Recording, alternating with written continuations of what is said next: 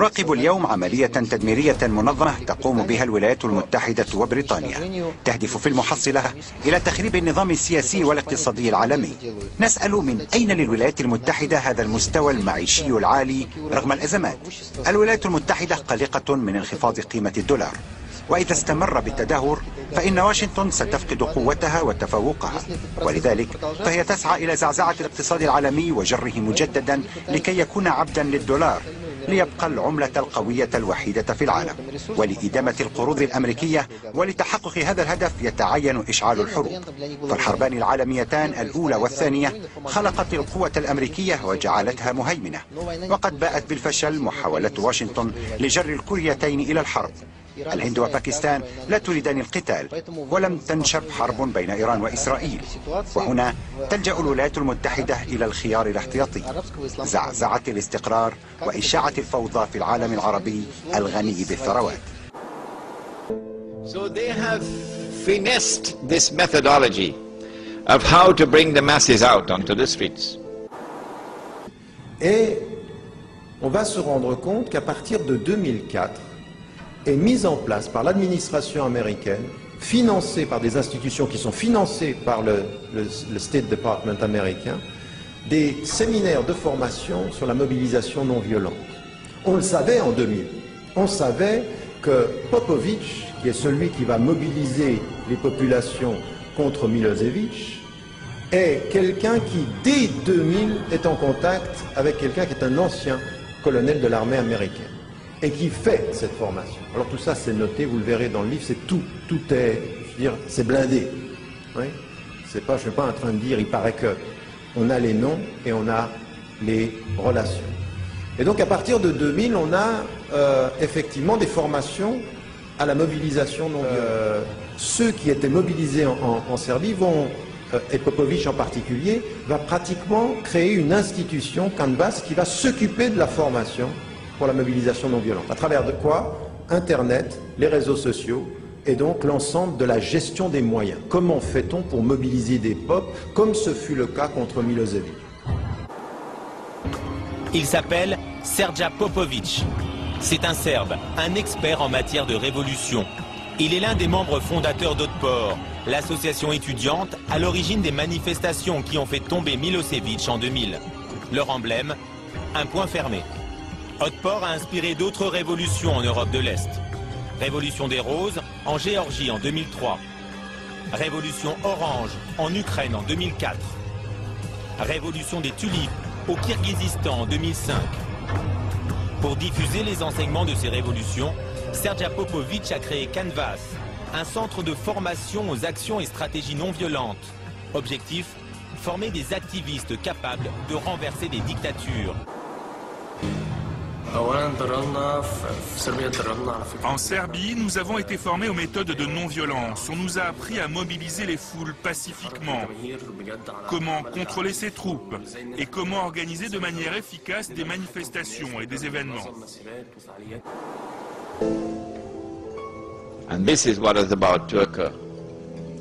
As the masses go out onto the streets, the ones who are going to be targeted are the pro-American regimes in the Arab world.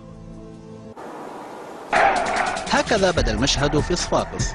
عشرات الآلاف خرجوا للشوارع استجابة لدعوة الاتحادات الجهوية للشغل للإضراب. استجابة لدعوة الاتحادات الجهوية للشغل للإضراب.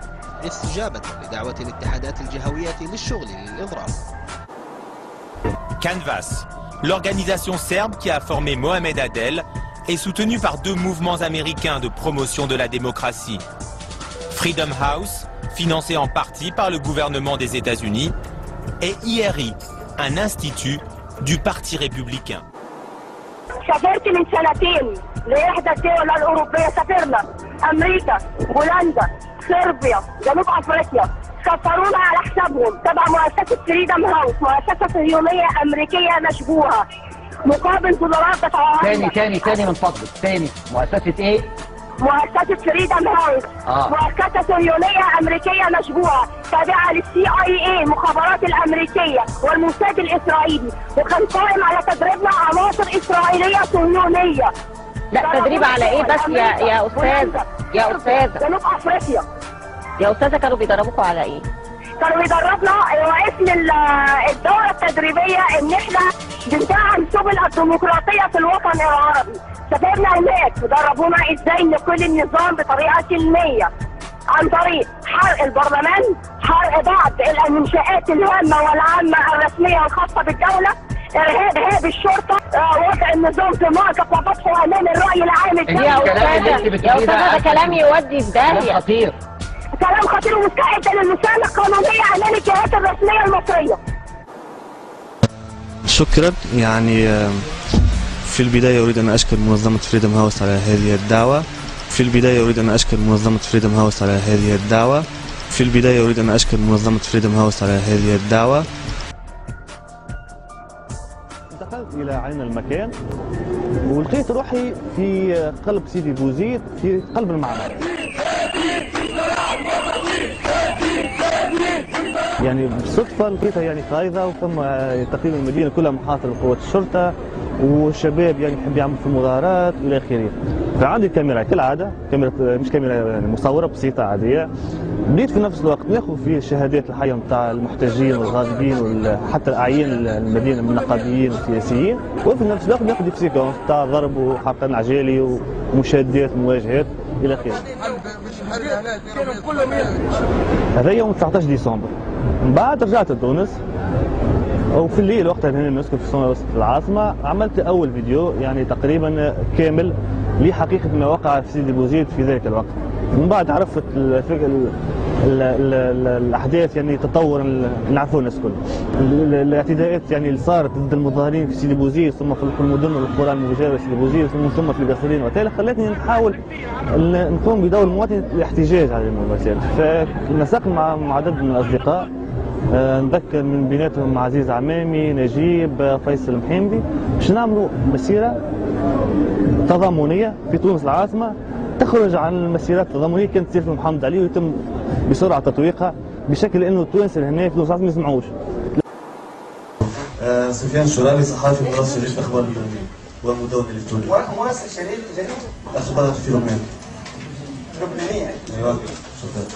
يعني عندي ملاحظة وسؤال. ملاحظة في البداية هو أردد بتعمد إقصائي شخصيا وإقصاء المدونة إرنا بالجامعة والمدون علي بولبابي من حضور تلك شو في اللي تم مع هيلاري كلينتون، والإقصاء كان من طرف إدارة نسمة تي في بعدما تم التوجيه إلينا دعوة رسمية من طرف القسم الإعلامي للسفارة الأمريكية.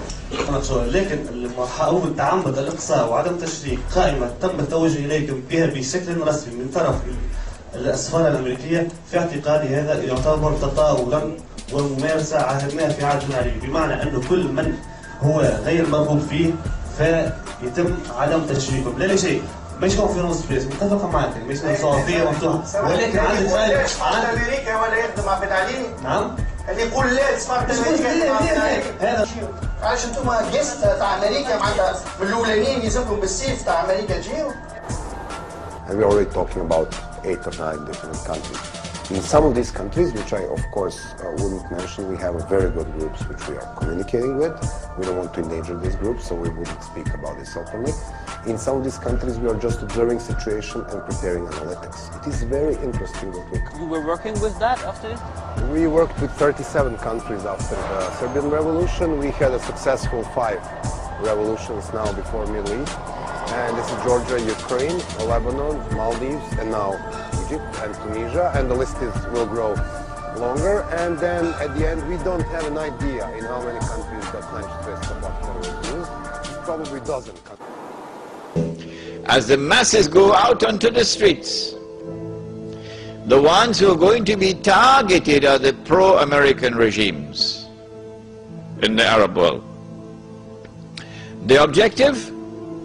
To get one or more of these regimes to fall.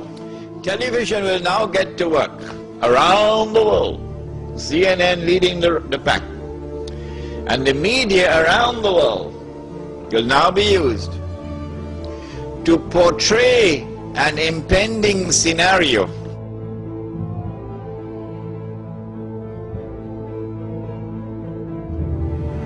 قضيت أكثر من 50 سنة من عمري في خدمة تونس. لم أسعى يوما لسلطة أو شعبية زائفة. قدمت التضحيات. أنا مقاتل مجاهد مناضل ثائر من الخيمة من البادية. أفنيت عمرا دفاعا عن أرضه وسيادته. على عيننا وراسنا، شكر الله سعيك. لا رئاسة مدى الحياة، لا رئاسة مدى الحياة. لم أكن أنتوي الترشح لفترة رئاسية جديدة. أنا لو عندي منصب، لو عندي لوني رئيس، لو كنت لوحدي الاستقالة على وجوهكم. حفظ الله مصر ورعى شعبه. عاش شعبنا. الشعب الليبي في القمة. In which, like the domino effect,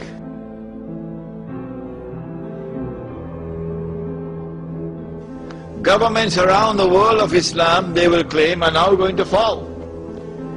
And the wall of Islam is rising up now. And one-eyed Muslims, of course, are going to believe it. Mais qui dirige